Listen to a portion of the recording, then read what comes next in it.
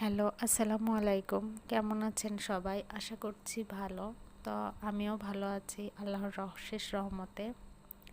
হঠাৎ করে বিকালবেলা আজকে সারাদিনই অনেকটাই রোদ ছিল। তো হঠাৎ করে আকাশটা এত মেঘলা হয়ে যাচ্ছে, চারিদিকে অন্ধকার হয়ে গেছে।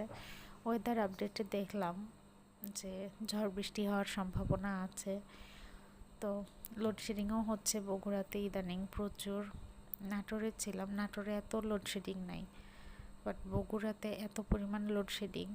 আর গরম তো এখনও সেভাবে আসেইনি, তারপরেই মানে তাও যথেষ্ট গরম।